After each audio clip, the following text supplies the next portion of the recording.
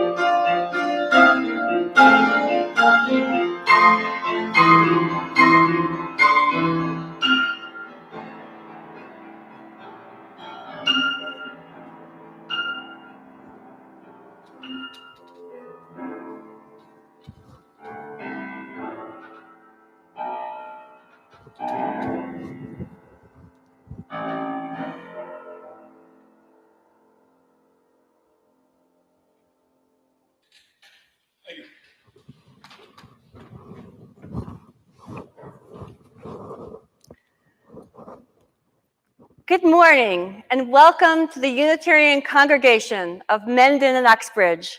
Welcome to you all, wherever you are viewing this service from. It is such a joy to be with you this morning in this historic church, the church that Reverend Aidan Ballou and some of his congregants started dreaming of having a utopian, pacifist, non-resistant, abolitionist, socially progressive community. It started in this historic building. And I love being with you all and sharing inspiration with you all. So thank you all for viewing this morning. Opening words. This morning, we have arrived at this time of worship to celebrate life, to shape meaning, to find renewal and connection. This morning, we come to give thanks, to share our lives, to find comfort and strength. This morning, we gather with hearts that are open to receive inspiration, to share our gifts, to create something larger than the sum of our individual lives. I would like to invite Peter to come forward and light the chalice this morning.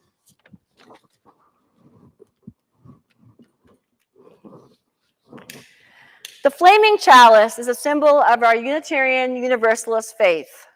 May this flame continue to invite us into community, inspire our spirits, and ignite in us a passion for peace and justice. Thank you, Peter. And from wherever you are, let us join in the affirmation of this church together. Love is the spirit of this church, and service its law. This is our great covenant, to dwell together in peace, to seek the truth in love, and to help one another. It is the custom of this congregation to have a time of sharing joys and concerns and milestones, and we light candles for those things. This will happen later in the service, toward the end. And I invite all of you who are viewing to submit milestones and joys and concerns via the chat on the YouTube channel or via the contact form on the website.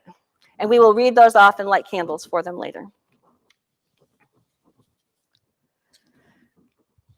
Today's story is called The Leaky Bucket. It is a traditional tale. A gardener had a beautiful flower garden with a lot of different kinds of flowers and colors, and it was her pride and joy. Every morning, she would get up and she would go down to the garden shed and she would pick up her 2 buckets, one, the shiny new bucket that she recently got from the garden center, and the other, an old dilapidated bucket that had some holes in the bottom, but it had served her for many, many years. And she would take the 2 buckets and she would fill them up from the clear, sparkling stream near the garden shed. And she would walk up the garden path carrying the 2 buckets and proceed to water her beautiful flowers. She would water the flowers with the full bucket of water from the new bucket and the half bucket of water that remained from the old dilapidated bucket because so much had spilled out along the pathway. The new bucket was rather proud of itself and smug and said, well, I do my job so well. All the water that I carry goes to water the flowers, whereas you, old bucket, you spill out half the water even before we get here. I don't know what use the gardener really has in keeping you around. And indeed, the old bucket was humble and even ashamed of itself and said, well, I know that I spill out a lot of the water, but I'm so glad at least the gardener still has some use for me. The gardener overheard this conversation between the buckets, and she proceeded to water her flowers with the full bucket of water from the new bucket and the half bucket of water that remained from the old dilapidated bucket. And then she said, buckets, I want to tell you something. I want to thank you because you have both served me very well today and every day. I want to show you something. As we walk back down the garden path to the shed, I want you to notice that on the side where I've carried the shiny new bucket, there is just bare earth. And on the side where I have carried the old dilapidated bucket up to carry the water to the flowers, there is a row of fresh, green, young shoots. In a few weeks, they will be a joyful row of wildflowers.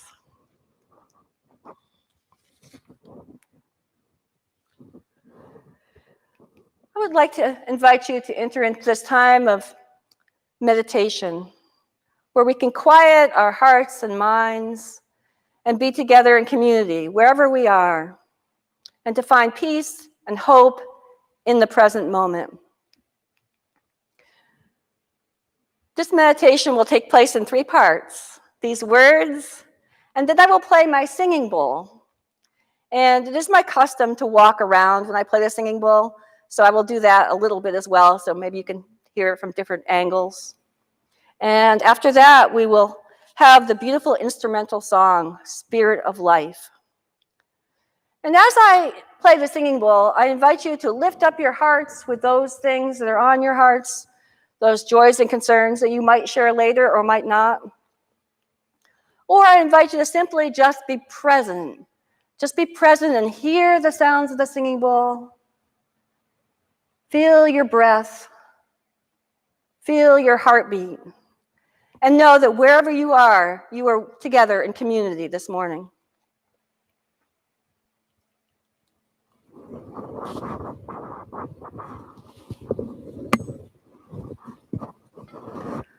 Let us open our minds and hearts to the place of quiet, to the silent prayer for the healing of pain and the soft, gentle coming of love.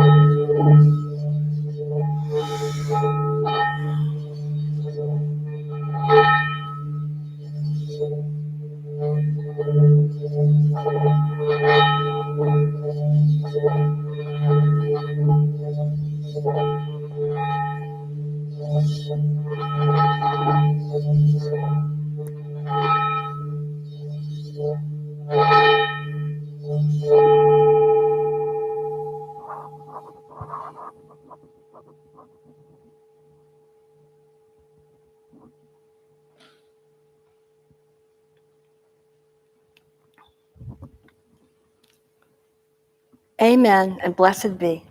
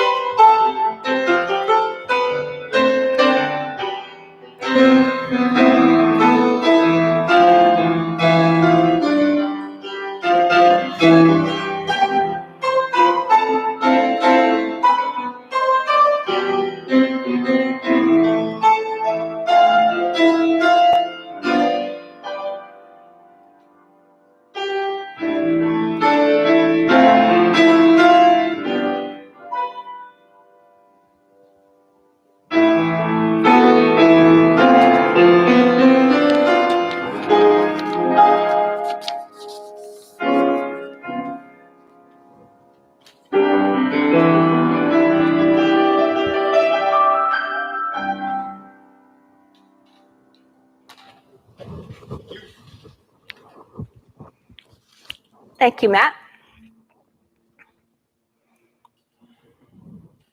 Hope is something we all need.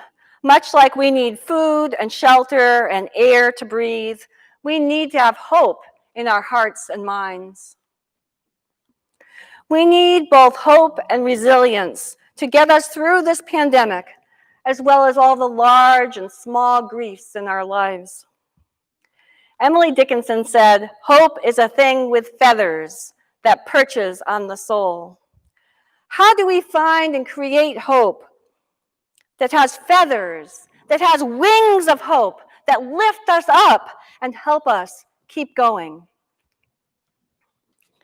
I grew up on a farm in a small town in northeastern Connecticut. There was a brook that ran through the property, and I loved playing in the brook. I would sail leaf boats under the bridge and watch them come out on the other side. I spent many childhood hours building a dam, sailing on rafts, and wading in the brook. So many times I would look out at the brook from the kitchen window, and I would hope to discover something floating downstream. I always hoped the river would bring me other gifts besides itself. Once, many years ago, I did see a ball floating downstream from the kitchen window, and I ran down the hill, but by the time I made it to the brook, it was too far gone downstream. Another time, I saw something white that looked kind of large from a distance, floating down the brook, and I was so excited. But when I got there, I discovered it was only a large amount of soap suds. Someone had apparently done their washing upstream. I had a special spot in the brook. It was way out and back in the woods. The brook actually formed an island by splitting into two parts around the island, my own special island. My family sold the farm with the brook a few years ago. And before the farm was sold, I went out to that favorite place by the island in the backwoods to show a friend and to visit it for one of the last times. As I was standing there in that special place by the island, I saw something out of the corner of my eye. There, caught in the branches at the edge of the brook, my long-awaited gift was waiting for me. A beach ball was caught in the branches at the edge of the brook. After all those years, I scrambled over to retrieve the ball and promptly fell in. But my hope was realized. I finally received a gift from upstream that was there waiting for me. As I reflected on this incident, I realized what the great gifts given to me by the brook really were. The brook gave me many experiences in each present moment that I played in or enjoyed the brook. The brook gave me a place to build relationships, such as watching minnows with my dad, to sailing on rafts with my sister, and to all the friends who came over and played in the brook with me. Playing in the brook also gave me a great love of the outdoors. All of these gifts the brook gave me, gifts that are much bigger than a plastic beach ball. And all these gifts also relate to practices that build and sustain hope. Most of us call on different kinds of hope at various times. Let's consider 3 kinds of hope that Laura Shea wrote in her book, Exploring Hope in Spiritual Care. 3 of the types that she talked about in this book were hope that, hope with, and hope in the present moment. Hope that is hope that is external, dependent on something outside of ourselves to do something or fix a situation. I had hope that, as a child in that story I told you, I hoped that the brook would bring something to me. Hope with is a hope that comes from connection with other people. It grows out of a sense of support and a sense of not being alone, even in a challenging situation. There is a Buddhist practice of recognizing that whatever we experience is common to all human experience, even if the details are different. This Buddhist practice resonates with the hope with experience. We are truly all in this together. We grow this hope in ourselves when we seek deeper connections with loved ones and with new connections to people we meet. Hope in the present moment is the only hope we absolutely know we have, this present moment. It is hope that is practiced in mindfulness, letting go of any worries in the past or fears from the future. It is settling into peace right here, right now. People may experience different kinds of hope at the same time. Also, the hopes themselves may change and evolve over time. Someone with a terminal diagnosis may go from hoping that a cure will be found to hoping eventually that they will have a peaceful death and leave a loving legacy. Someone who experiences hope with only their loved ones and close friends may choose to feel nourished by connections with many people in their daily lives. Someone who can experience hope in the present moment for only the briefest moments may grow to experience it for much longer periods with practice. Before we consider more about hopeful practices we can build, let us first reflect a little bit on grief. The griefs in our life that could make us lose hope and discourage us if we let them. We are all grieving all the time. Many of us have lost cherished loved ones and dear pets. Those are the griefs we first think of when we think about grieving. However, when we stop to think about it, we are all grieving many other things. Some are grieving other kinds of loss in relationships, job uncertainty, health changes, and many other kinds of loss. Life is change, and with change comes new opportunities and inevitable loss. This pandemic is adding to our griefs in both large and small ways. I asked some friends about things they were grieving at this time, besides having lost beloved people and cherished pets. The most common answers were grieving not being able to see loved ones and friends, or not being able to hug them. People grieved the loss of extended family gatherings, not being able to travel to see relatives, not being able to get together with friends, not hugging their elderly parents. People grieve the illnesses of loved ones. A lot of people were missing singing together with others. People missed the places they used to go: coffee shops, movie theaters, church, live music venues, contra dances, sports, the beach, museums, family vacations, libraries, road trips. The ability to roam about freely, their loss of usual outings and schedules. People with young adult children were sometimes grieving how their children's plans have been canceled. For example, an internship that abruptly stopped, the possibility of an autistic daughter getting a job, a Peace Corps opportunity canceled. Many people missed smiling at other people and seeing their smiles in return when they had to wear masks. Some felt that they were not achieving enough or that they were not enough.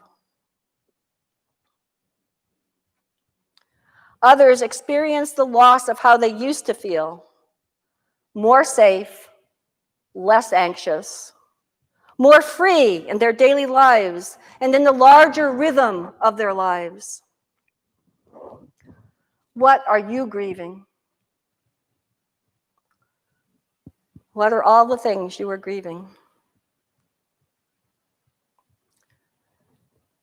And what are you hoping for? How can we find hope with feathers, with wings that lift us up and motivate us to keep going, even in the midst of grief and challenges? Let us consider 3 ways to grow hope and resilience. While hoping that things will be different does not really bring us peace because we cannot know the future, hope in the present moment can bring us peace, knowing that right now we have enough. Maybe next week the toilet paper and hand sanitizer will run out, but today we have what we need. Maybe next year our financial situation will change. Planning is good, but fruitless worrying simply steals our peace. And maybe the virus situation will be around for quite some time yet, but we are adapting and we will continue to adapt. Right now, in this very moment, we have enough. Often, we do have enough, even though we may doubt that we have enough, or that we may doubt that we are enough. In the leaky bucket story I told earlier, the bucket hoped that it was still doing some good in the world each time it carried the water. Its hope was happily rewarded when it discovered that it was doing more good than it thought ever possible.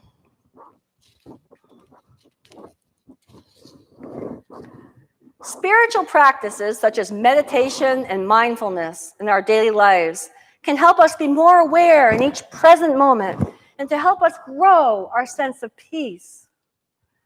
With peace, we can also grow our hope and resilience. Sunrizu Suzuki said, "Everything is perfect, and there is always room for improvement." We can accept our current situations with serenity, while at the same time working for the things we can do to improve our lives and communities. Some of you may meditate or might want to try meditating. And for those who don't, you can still grow your mindfulness, peace, and hope by simply being more aware in the moments of your days.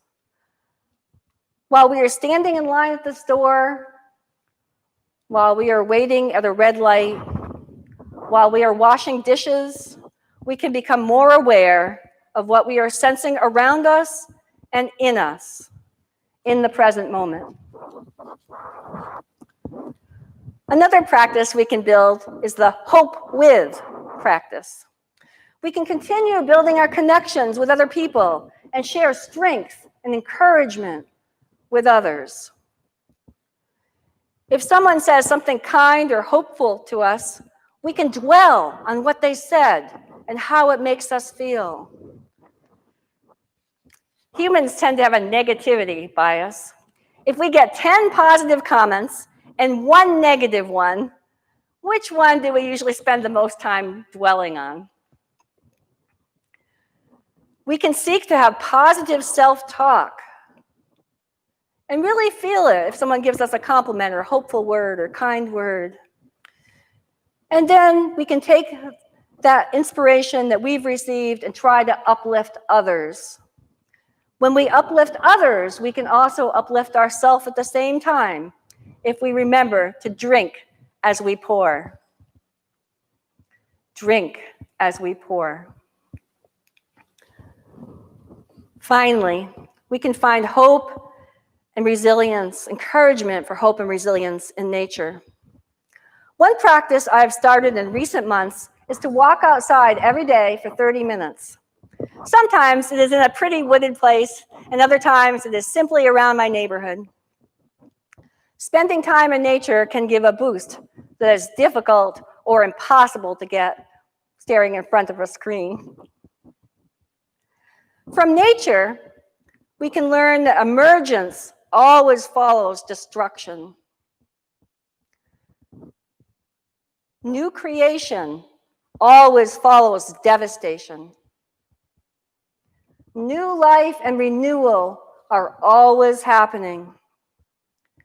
Even after a tremendous storm or wanton human destruction, resilient and hopeful life appear. Have you ever seen dandelions or other little plants pushing up through cracks in the concrete? Green things grow toward the light. As we, too, are part of nature, even in those periods when our souls may seem like wastelands, we can know the emergence is also happening in our lives. As long as the sun keeps shining and the rains keep coming down, there is hope. Let nature encourage you with its persistent life affirmation. And on that note, I would like to close with a poem that I wrote. It is called Encouragement for You by Reverend Patricia Hatch. Let the sunlight encourage you, even if you've been foolish, even if you've been wronged, even if you've been hit broadsides. Let yourself be nourished by the warmth. Let your eyes see the brightened world. Do not despair. All is not lost. You are okay. Let the sunlight shine upon you and encourage you. Feel the sunlight shine upon you and warm you. Allow the sunlight to shine upon you and renew your hope. Let the sunlight shine upon you and encourage you. Feel the sunlight shine upon you and warm you. And allow that sunlight to shine upon you and renew your hope. Amen, and blessed be. Thank you.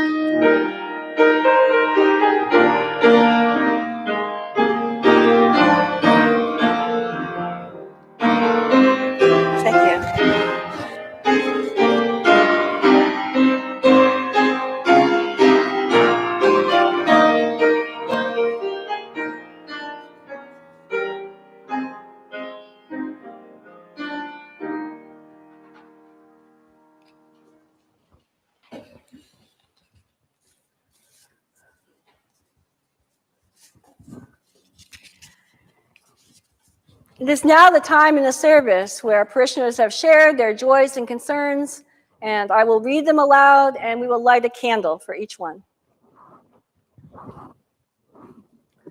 The first is a candle of joy for hopefully getting my sister to play video games from Bear Carson. Good luck with that. Let's see.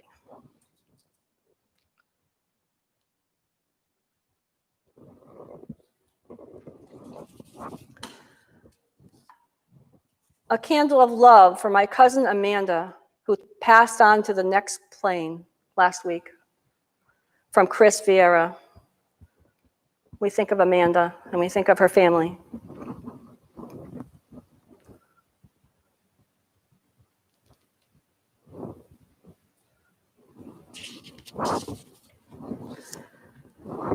I would like to light a candle for the catbird, who is learning to sing from the robin, and for all the students and their teachers. Don't know who submitted this, but for the catbird, who is learning to sing from the robin, and all the students and teachers.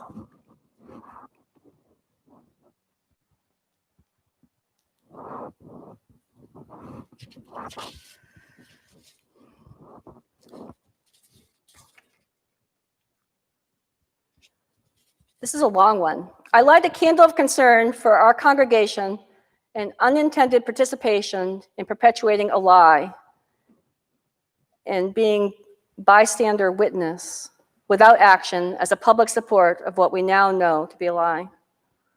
I hope that there will be a public apologies and renunciation of accepting of these acts by the subway in Mendon and by providing the perpetuator such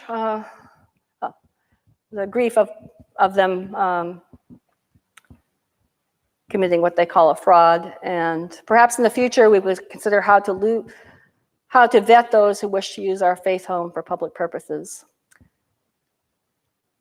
Abby and Ken, Alex and Laura. The congregation, just to give a bit of context, recently put up a Black Lives Matter banner. So that was a wonderful thing. Someone ripped it, and the congregation also made a public stand by participating in a vigil and march and a rededication of the Black Lives banner. So it now stands where it was, at the front of the church. And unfortunately, there was something that happened that was actually deceitful in this whole process, and this is what is being grieved. And hopefully the church can continue to be a strong stand for justice and peace. So,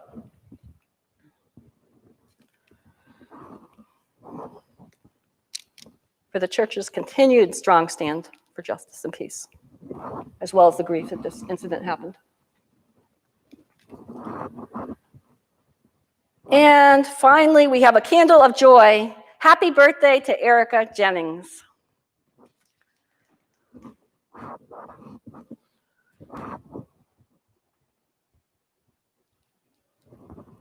Thinking of Erica, I recall that last week, Erica also asked for a candle for her aunt. So we will also light a candle for Erica's aunt.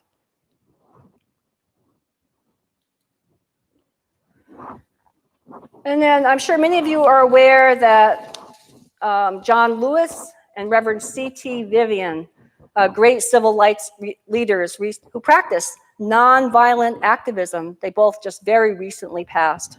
So this church stands for nonviolent activism and the hope of building a better world. I light this candle in remembrance for these two civil rights leaders. And finally, I light the final candle for those things that remain unspoken in our hearts and minds. As a way to acknowledge those things that have not been shared this morning, but we know them, and we lift them up together in community.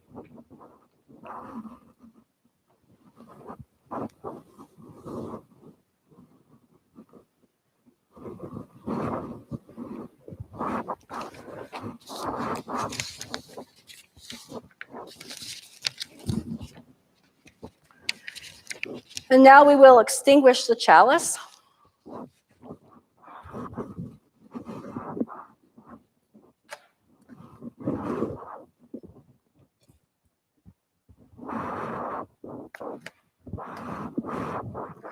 We have gathered in love, worshiped in hope, and lifted our hearts in peace. We go now to share these blessings with the world.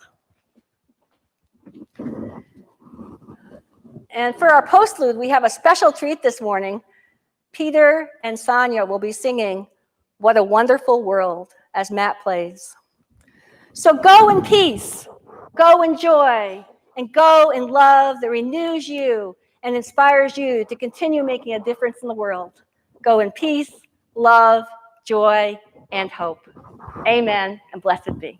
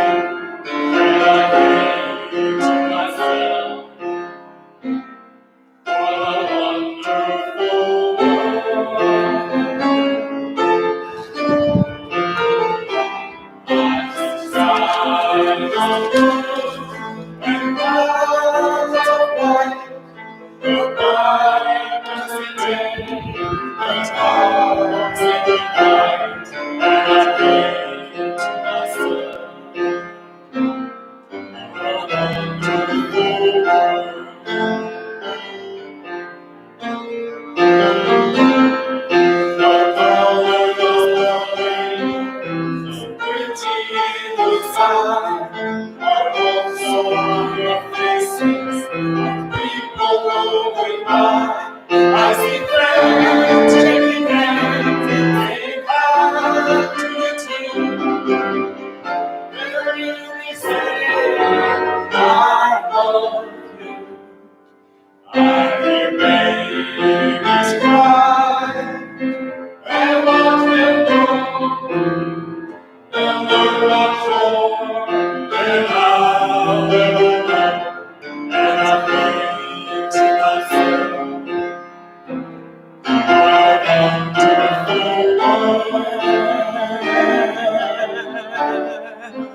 yes, I think to myself, what a wonderful world.